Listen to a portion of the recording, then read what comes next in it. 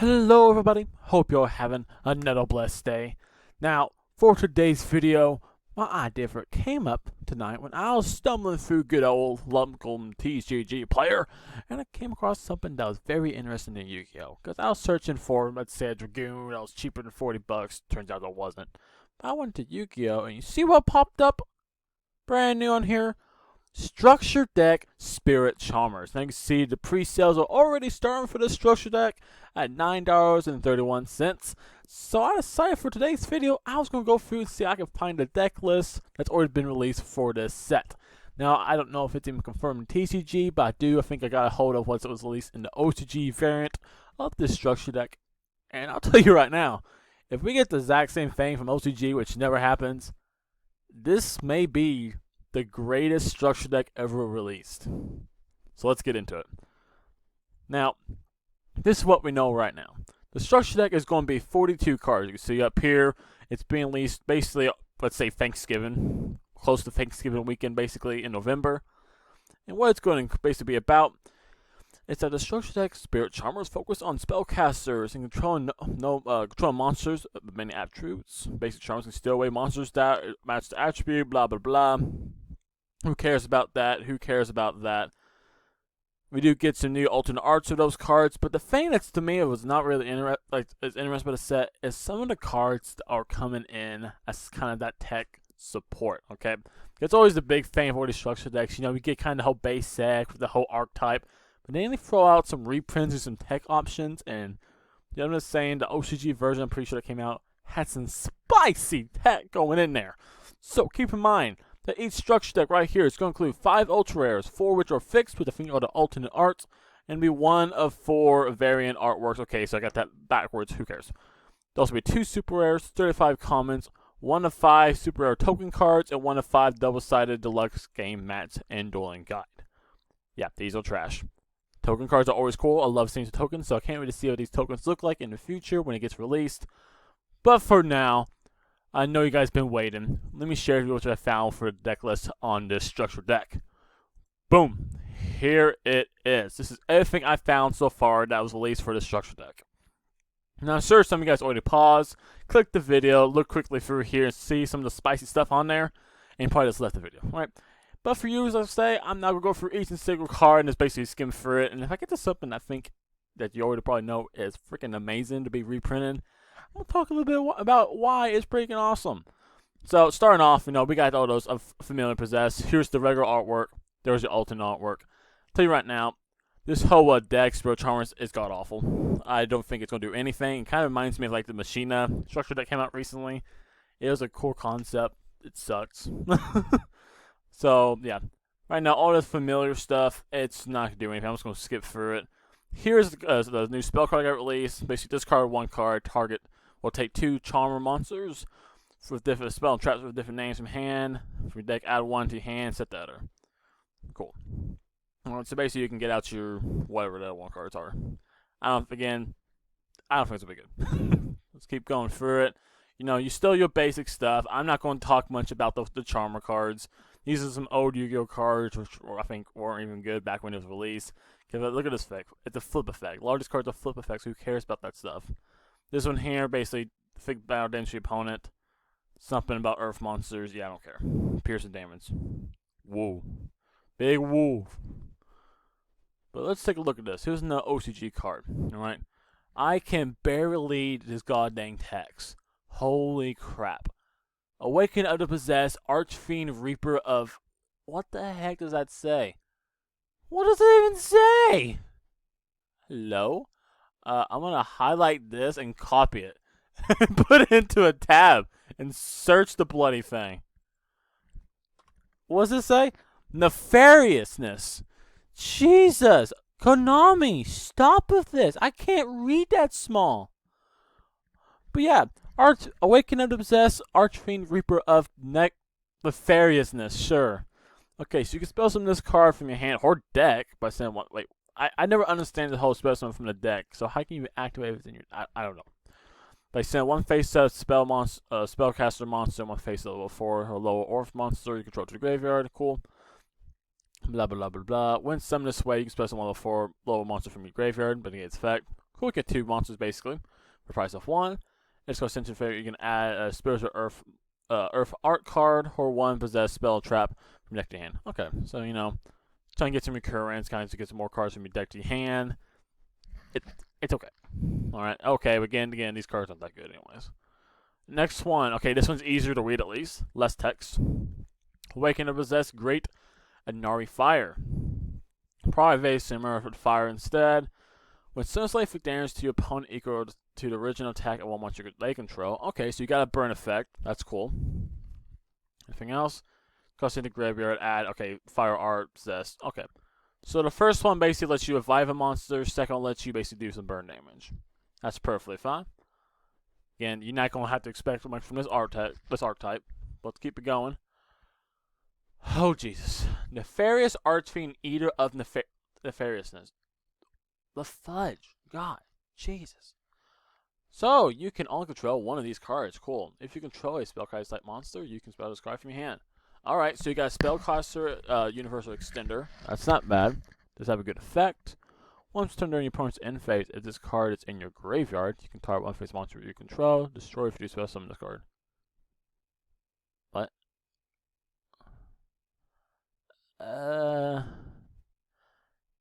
No. I'm just gonna say this is just a universal Spellcaster deck extender. Kind of how Warriors have like Junk Forward and Firefang Landing. Sure, let's just go with that. I thought this card would be something different. It's not. Next is Jigger Bite. I don't know what this card is. But the Spellcaster specialist card. Cool, and this is no extender. That's all I need to know. Now a fire.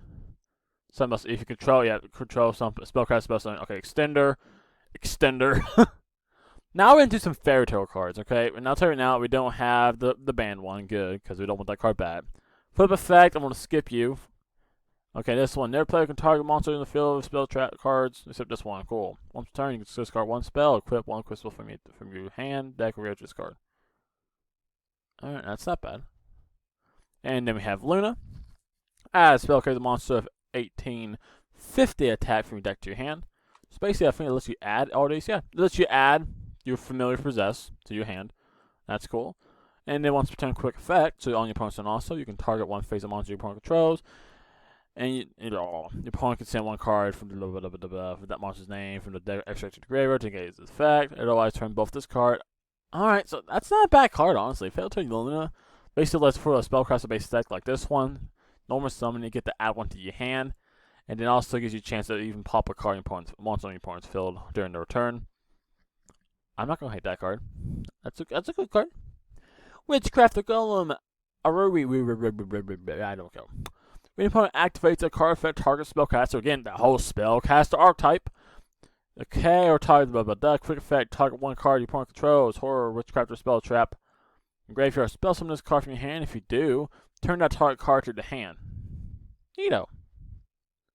But it doesn't negate the whole effect. That's the only thing I don't like about this card. It doesn't negate what's getting your Spellcaster getting targeted by something. Won't negate that. Yeah. Basically, you just get a really strong monster for basically, let's say, a turn and a half, I guess. And I guess you could pop a card, we'll put it back to the hand, but is this a monster? See, yeah, I'm not crazy about this card. Nah, pass. Next one, a Pendulum card. Wow, a Pendulum card actually got printed. Wow, haven't seen that in a while. But whatever. All Earth, Water, Fire monster gains. Cool. Okay, that takes like a bonus effect, whatever. Normal so you can choose 4 monsters from your deck. 1 Earth, Water, Fire, and Wind, and place them on the top of your deck. So, okay, so basically, it's like that whole Goddess card, spell card, you like set your deck, basically, opponent's deck. But then it also basically lets you just get attack boost if you want to. This card, in my opinion, is awful. Both of these cards, awful. Should not be playing this deck. This one, definitely should, though. Next one, Witch of the Black Forest. I'm not going to speak much. You know what it does. Since from the field to graveyard, add a 1500 or less defense card from deck to your hand, and then you can't really do anything else with it. Now, for our first good reprint, finally, I know you've been waiting forever and probably already left the video, but first we have is Effect Failure, which is actually still a very good hand trap in today's meta, because any hand trap that can negate a monster effect, especially cards like Halifibrax, Predaplant, Fertile Anaconda, even Link Ross are very good in today's Yu-Gi-Oh! So getting a reprint of this is always be appreciated, even though it is a pretty cheap card. You can probably get one for still like $1, so it's not like a crazy reprint, like if they reprint like Ash, Ghost Ogre, any other Ghost Sisters basically. But it's still a welcome addition. We'll never say no to a no effect failure. Then we have the Mean Lord Santa Claus, which sucks. Next, for a really good reprint, we have Danko Saka, which I think is still a really good card because, you know, if you hate those Floodgate decks, you just drop that Saka and you give a nice little wink and say, "Are you ready? Are you ready? Are you ready for it? Ready for it? Ready for it?" And they never will say yes, because Danko Saka just says no to Floodgate decks as soon as it hits the board, kind of like the whole Amano Iwata of monster effects. Basically, no spell and traps can really be activated, and nor can they be set. So they just say scoop to unless they can pop this card. Next is Sangan Nito. This like Witchback Forest, it's neat. Then for our new spell chart, we had Grand Spirit of Arts. Take a chance to read through it. Something about something about reveal, something about add-in, something about we don't care. The whole Spirit Art sucks, so who cares? Again, who cares? Secret Village of Spellcasters, you know, why not? It is a Spellcaster-based deck. This is actually like sometimes a wink edition for Spellcasters deck like Dark Magician, because a lot of decks do need spell cards, so it says no. Wonder Wine, blah, Spellbook of Knowledge, Passage Prime. Terraforming, because you have some field spells. So, cool.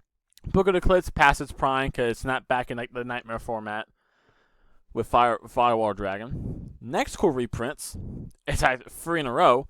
Heatwave, Twin Twister, and Dark Rune No More. 2 of which do have a definite solid place in side decks. Dark Rune No More may actually be the best side deck card in today's meta, in my opinion. This just shuts down all those Omni-Negate boards. Everyone's going for Infernoble Knights, the Dragon Lanes, you name it. They're all playing stuff for Dark Rune No More. So this thing is awesome. It just says no to flipping everything on the field. Alright.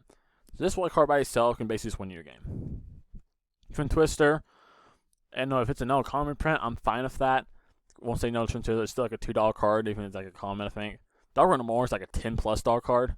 And this Heatwave is like 5. So if all these get reprinted, that'd be flipping awesome. It's already a win in my book for this deck. But wait, there's some more. You gotta get past this trash, familiar stuff, and then get into the next solid 4 finish, Metaverse. Because, you know, everyone loves the Metaverse because it also brings out Secret Village of the Spellcaster, in case you didn't know, but also Mystic Mine. Wink, wink.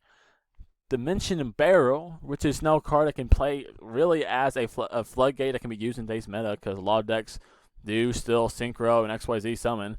You know, if they ever do put Link on here as like a errata, it's going to be GG's. Evenly Match, which is a $20 card, I still think it is. So even if that's a common or a super, I don't care. I'll take the bloody thing. If this card's in there by itself, this like Dark Rune No More, I'll be buying multiples of this just to get copies of those cards because it is that good. To me, this is still a top 10 best side deck card possible and probably will forever be unless it gets changed. And then you also end with a Solemn Warning. Can never say no to Solemn Strike, Warning, Judgments. We love them because your opponents hate them. Alright, I know kind of rushed through it at the end, but I am running out of time. But at this time, please go down in the comment section and tell me, do you think this structure deck is a win, or do you think it is a pass? Because in my personal opinion, if you get all these reprints, I don't really care about the archetype, but again, Dark Rune No More and Evenly Match as reprints easily makes this thing a win-win, double plus victory for us. And I would be buying probably a whole case of this crap. Alright, because those cards are easily going to be hit $10 a piece. So that's going to do it for the video. I hope you enjoy, and I hope you be buying this set just like I am, keeping track and see what it comes out in TCG land. Now, since it is the end of the video, if you haven't left a like on the video already, then please leave a like on the video and subscribe to my channel if you haven't already, because it helps me make more content for you to enjoy and helps you keep track of new content coming out in Yu-Gi-Oh!, Wizard of One, you name it, tell me, I'll find it. Now, since it is the end of the video, I hope the rest of the week is blessed, and I hope I see y'all again in the next video. With that, I'm out.